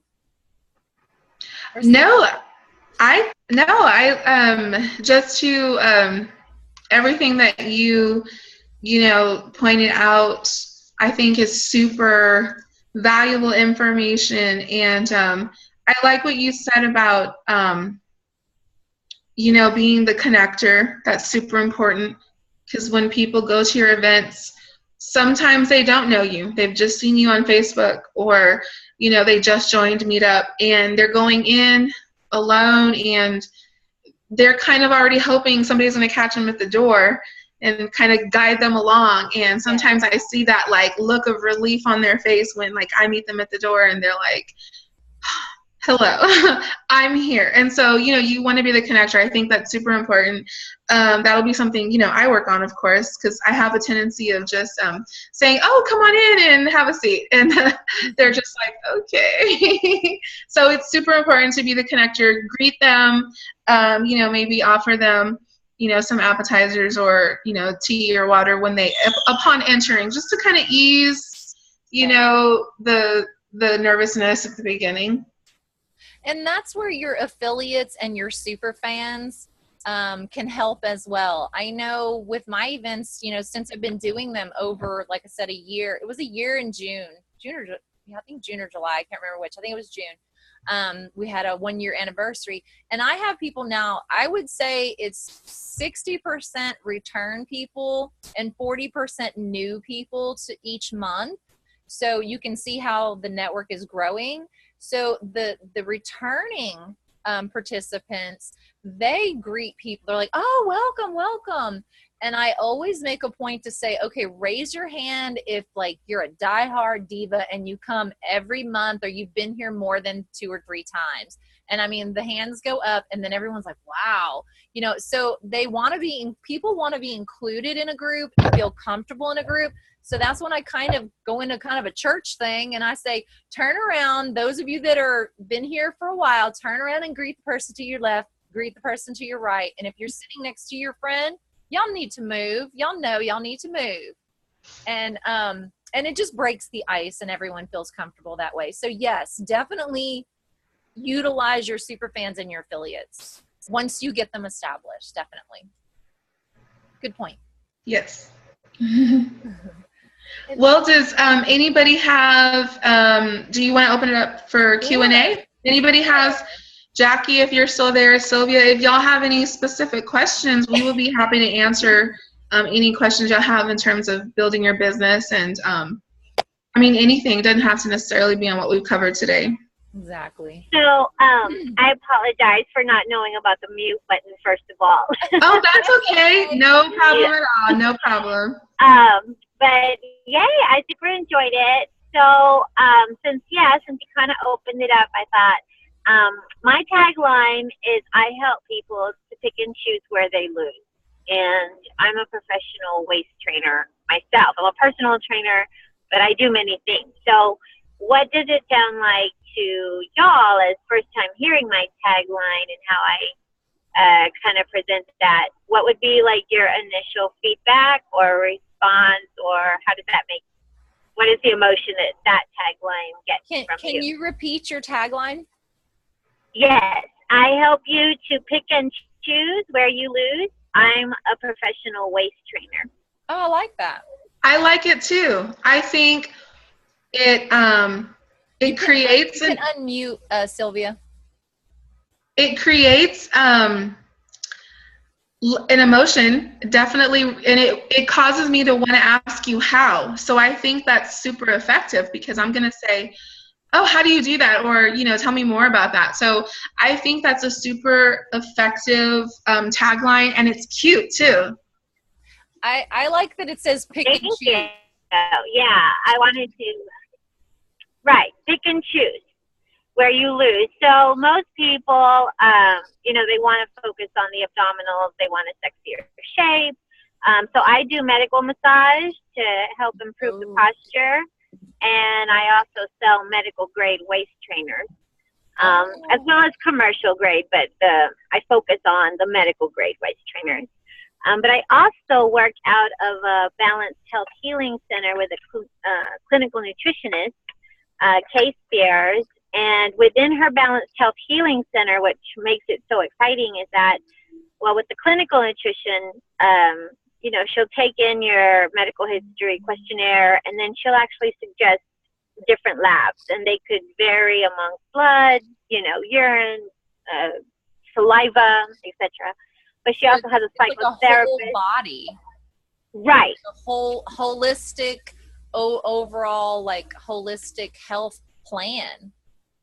Right, and that's what's exciting. As a medical massage therapist, I work with a clinical nutritionist as well as a psychotherapy group in-house, as well as the Balanced Health Healing Center, which is really important because a lot of people are dealing with unresolved issues that does affect their ability to have a healthy lifestyle because they're still dealing with other, needs, mental needs, I should say, mental health needs that affect their health and, their conditions. So, but I just started that, and so I've been trying, they hired me on as a marketer as well as to be able to do the medical massage in-house, which is really nice. And I'm thinking to start a meetup group, but sitting is like the new smoking. It's hard for your heart, it doesn't challenge it. So I want to do an active one, maybe a power walking and Pilates meetup. Yeah. But I don't really know, I already teach on a regular basis for the adult community education through NISD and stuff. So I don't really want to make it another workout class, but I want to make it to where, we're not just sitting there the whole time and sharing about what we do. I want us to move and stretch, and I just didn't know what kind of ideas you might brainstorm with me about. How could I? Yeah. Ready to jump in there. Go ahead. Jump, girl, jump. Yeah. Well, I would just want to let everyone know, I know this might cut off in 15 minutes because I set it for the 2-hour time. So I just want to let everyone be aware of that. But I think it would be great if you did a meetup in a park or somewhere like that where people were outdoors. Where are you located? We are off of Blanco inside 1604, about 1 block north of Blanco and Bitters. Okay, so you're there in San Antonio. Okay. Yes. Yeah. I would say you could even partner with a fitness center or someplace like that as well. But I think a informal, hey, we're going to do 1 mile walk or, a fitness, whatever you want to call it, some kind of cute name. And, put on your active wear, come check it out. and just do a meetup in a park. I know some women that do that in the Victoria, Texas area, and it's like they call it something at dawn, and these women actually meet up like the sun is rising, and they're meeting up, and they get a lot of networking, and they work out and kind of walk. But I would just start with something simple and then ask them what they want and then go from there. So obviously free is always best because that's when you get more people. But you don't always have to be free. You could say that in order to do this, I want people that are committed, that are going to show up. So there is a blank fee because I want people that are going to invest in themselves. And I am going to be there. I am showing up. I'm leading this. So you're not only making an investment in the meetup, you're making an investment in yourself. I'm your accountability partner. Okay. For what you're trying to do. Yeah, I'll kind of brainstorm on that. I'm thinking maybe like a $5 fitness meetup. Mm-hmm. That sounds good. I would definitely, I was going to suggest doing a $5. I don't know if you want to say donation, but you can say this meetup is a $5 fee because, and outline, the biggest 3 benefits that they're going to get. And that way they can see 3 benefits one-on-one with an expert live for $5. You can't beat that. So, maybe your first 1 or 2, you can do an introductory launch, which is free. And then maybe everyone who comes, just give a couple of minutes spiel about what you do, and then maybe a little sheet of paper saying, give me your information if you're interested in doing a one-on-one consultation. That way you can kind of start building your list, and then you can, start advertising your services. And then after that first one, let them know the first one will be free. Let them come check it out and love it. And then let them know from now on it'll be, a $5 fee, which is a steal, really. Yes. Yeah. If I may interject, Jackie, I have a marketing background, so I can, even though I'm a business entrepreneur, I start thinking putting all my different hats on. And from what I'm hearing from you, what I would do is definitely use the Meetup platform. Yes. It would be very simple. You'll get more of a concise group on Meetup. You're able to select what you want to show up and appear. So you won't get this broad base like on a Facebook where you're getting all kinds of people and it's not really tuned towards them. That's the first thing I would like to suggest. The second thing is I would definitely charge, maybe do it free like Nicole said, but there's like a few other people, the way they do things is if you come and you'll come free for the first 2 times, and then the third time you get to join as a VIP member or whatever you're a fitness, whatever you want to call yourselves. And then after that, it'll be XYZ, and this is what you will get with that package from me as far as my time and my professional, my background, etc. So I would definitely try that as well. Yes. Okay. Yeah, I like that. Definitely, I know. Because you'll get people that are interested, and you'll weed out the ones that were like, okay, well, I just want free. And, free is good. And we all, but everybody realizes that, a lot of us do this for business. If, you have to invest time and stuff for free and pay money to be in business, but you don't want to give it off you don't want to give everybody everything for free and then you don't make anything. And being affiliated with someone in line, as far as I guess what I'm understanding is there's an actual business brick and mortar that you're involved with as well. Mm-hmm. Yeah. Yes. Okay. So that brick and mortar, I would go back to them and tell them, I'm going to be doing these meetups. Can I have a flyer and put it inside the brick and mortar about what I'm doing? Because they should be able to support you and you're taking your business to the next level just because you want to help more people. And they, if they're smart, will say, well, sure, because the brick and mortar wants people to like them and come and spend money at the brick and mortar and that kind of thing. So I have a really good friend here I'm in Richmond, Katy, Sugarland area, but I'm all over. You'll see me traveling. I'm in San Antonio. I'm in Corpus. I'm in Austin. I travel all over. I'm blessed because I can take my business with me. But the one thing I would stress to you is that you're helping them. And when I had a really good friend here that she's a yoga instructor, and she is also a medical masseuse. And she does a lot of things like, well, we barter. She'll give me a massage and I'll give her some work products. So that's a tip I like to give you and share with you, because that's something that a lot of people don't really do, and it's really something that you have to offer. And when she approached me, I'm like, I'm absolutely okay with, what do you charge? And this is what I need. That was something I really, really needed for my fibromyalgia, etc. And then we build a relationship from there. And I'm doing a lot of different events. And like my product, I'm even in San Antonio a lot, and I have some downline out there.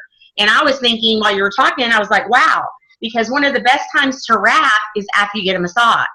Yes. Mm-hmm. So I partner and do events and cross-network market a lot with people like yourselves and individuals that are personal trainers, because what our products do that's totally different than anyone else is that we tighten, tone, and firm you up. And you're working on all those things as a personal trainer with them. So what I do and what I have accentuates what you're teaching them and helps them a little bit further. So we can talk about that offline, and I'm sorry, but every time I get around people, my business and network, I mean, it's just, that's what it's called. It's business relationships. And so even though I can't see your beautiful picture on the thing, I feel like I already know you, and you can reach out to me and we can talk further. But I have a lot of ideas for you. It's something that's very, very important for you to do if you're trying to be your own entity and do those things on the side. Trina is the girl that I'm speaking of here, and she is all over the place. She is on all the meetups, all the ladies club luncheons and all that. And I follow her and she follows me, and we do as many as we can. She does a lot more than I do and have been doing due to just finishing battling breast cancer. But now I'm getting back out there again, and I'm seeing her a lot more. Something very simple that I did not too long ago is they gave me a call, and I had done a vendor show, very small and quaint, at Vibe Fitness. It's very small, but it's a very neat fitness area. They do the aerial stuff. They do all kinds of neat stuff with surfboards and just all kinds of classes. And so they were going to have this small vendor, gathering for just their members, and they started marketing it. Well, from that, I gained some different people and started talking to them. And the next thing I knew, they were calling me to ask me if I wanted to do their next networking meeting and sponsor the food. And I said, well, sure, I'd be happy to do that. There again, I have to spend a little bit of money to make money. And I don't know all these people. It's getting me out again, after having to be a little bit laid back and stay at home more than I had used to be doing. And so I wound up really whooping it up. I went early, got platters done, and it blew their socks off. They were like, oh my gosh. And I could tell that they had never asked anyone else to do it. And of course I decorated with the It Works green colors, and I just kind of went all out. And then by the end of that gathering, they were asking people, well, who else wants to bring for the next month?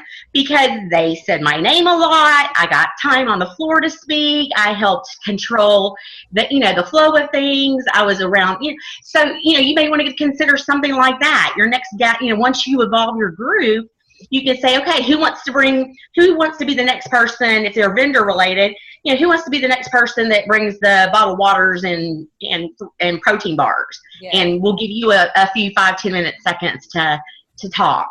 So those are just a few things I would suggest to you, but definitely right now I would do it on Meetup, because Meetup you can say, I like fitness, I like healthy, I like this, I like that. And you don't go through all this stuff and to get down to go, why are you here? You didn't know that this was this. So that way you can be more concise. Totally. And the last thing I want to leave with you, and I know I talk a lot, is don't give up. If you don't give up, if you have your first one, and if I was in San Antonio and you have it, I would go just to go to support you. And most of your friends will do that, right? So that's what I tell people, because when I have my team and they have their wrap parties, I like to call them wrap socials, because party has that different connotation. When they have their wrap socials, I try to go, and if I can't, but I tell them this: even if one person shows up, you're a success. Okay? Yes. Even people that have been doing this for a long time have people that don't show up. I had a Zoom a couple of weeks ago and no one showed up. And I'm like, okay, it's 10:15 after. People were busy, whatever reason life happens, okay? Yes. I normally have 15, 25, 45, depending on, it just was bad timing. And I kind of hem-hawed, and my boyfriend goes, what's wrong with you? And I'm like, oh, nobody came to my Zoom. He said, you march back in there and do what you've got to do and record it and then post it on the team page. And I did that. So you turned a negative out of a positive. That's a different thing. But if only one person or 5 people, whoever shows up to the first one, you're going to be successful, because you stepped outside your box. B, you're taking your business to the next level. And then word's going to get around. Word's going to get around. They're going to say, girl, where were you yesterday? We went to the mall shopping. And she's going to say, hey, I went with my other girlfriend, and we went to go to this special fitness thing with trainer XYZ, and blah, blah, blah. And then the last thing I would tell you is maybe do a challenge. Do a challenge with your group. You said you wanted to get them active, right? Well, do a challenge every week. Do a challenge every week. Say, hey, okay, we're going to have a mommy stroller challenge, since most of y'all are mommies with kids and whatever you can think of. Just do a small challenge with them, and just to help them be accountable and make them do the move to start something new, do something active, and that they're at least coming there and they can talk with someone that's a fitness expert when they do start it. I think I like those. Thank you. You're welcome. I think you need to just establish yourself as the expert, whether that be, like Sylvia's saying, start that out on your Facebook page with your posts. And are you comfortable with doing lives, or do you do lives already on your Facebook page? Oh, I haven't done that yet. I've actually wanted to publish a book on my research, but I didn't know, what was the better, how do you do that? Like on Amazon or? That's a whole other Zoom. Yeah. But you're asking that question in a very good place, because Nicole has actually published some books. So you can totally, definitely inbox her and get with her after, whether it be today or later, but send her a message that you're interested in that, and she can definitely tell you how to do that. I've been co-authoring books, but that was in a project. I didn't have to publish, do all that. I paid a fee, wrote my manuscript part, and I was done. But Nicole's actually Yeah, when I found out Nicole did that already got a big star beside her, because I think that's something that I would do in the future. Now that I've battled breast cancer and I'm an entrepreneur for years. But as Lisa was saying, if you haven't done lives, just jump out of your comfort zone, girl, and do it. Just like Nike says, just do it. And if you can follow me, I'm a nut. So you can see me, I'm a nut. And I just ramble and ramble. And, the way I look at it is they're going to tune in if they want to watch it, and they can tune out if they don't want to watch it. And just take it like that for face value. And eventually people start watching you and listening for you and following you. Yes. And they'll miss you even. They're going to say, well, where were you? You haven't been doing lives in a while. So do some lives. It's really simple, and it doesn't have to be for long. Do it for 5 minutes, or do something really silly.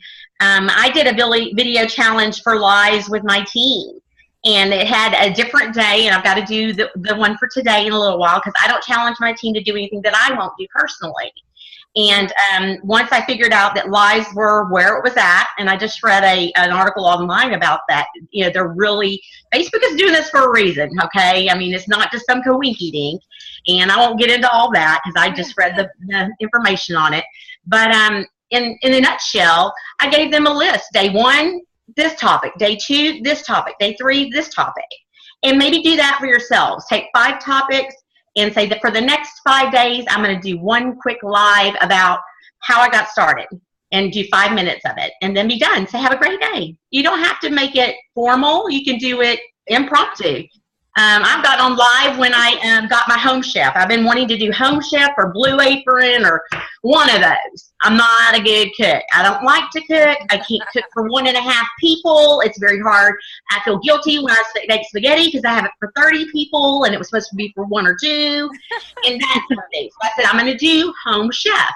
And I got it in, and people probably thought I was nuts. I had like 30 people on with me. They were like, they all wanted to know what was in that box too. What did Home Chef send me?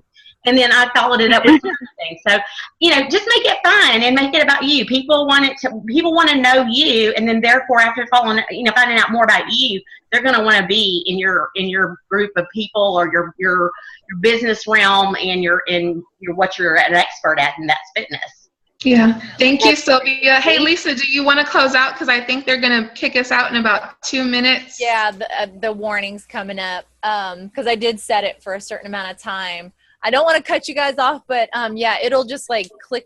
You know how that works, Sylvia. The little thing says you got 5 minutes or whatever. Yeah. Yeah, we have to wrap up now, but I encourage you, Jacqueline, please join. I have a VIP group, and it's a Take Action group. I think Sylvia and Nicole are both in there. It's on Facebook, the Dream It, Achieve It group.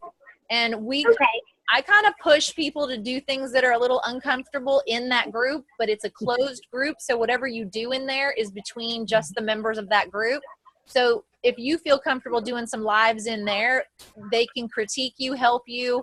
I had a member do one today, and she was just like, I videoed it because I didn't want to do live. But anyway, please join that group. Reach out to Nicole. Reach out to Sylvia. Absolutely. And definitely stay connected. And if I can get you guys, it would be fantastic. I know a lot of people are going to catch the replay. If you'll go in, post on one of the events that you enjoyed or liked what we did today, a testimonial would be great. We would appreciate that. And other than that, that's pretty much a wrap. What do you think? And no pun intended, Sylvia. I'm a connector, man. I'm a connector. You are good. What she does. Lisa, you are hired. Done. Okay. Well, All yeah. right. Thank you so much. Yeah, you're welcome, Jackie. Thank you so much for coming on, even if you did it by phone. That's awesome that you were able to get it by phone. We will, like Lisa said, if you want to get on that event page on Facebook and just give a testimonial, that way people can experience the same thing that y'all do. And when is it called again? Our Facebook event, we have a Business Builder Facebook event up on Facebook, and if you just go in there and just, type a testimonial, just saying how much info you got from this, that way other people can experience it too, but unfortunately, they didn't get us live like y'all did. But they'll just, see it later. So, yeah, but they can catch the replay, but they don't get the freebies because they don't get the freebies like y'all did in your inbox. So, right. Wow. Oh well. That's all right.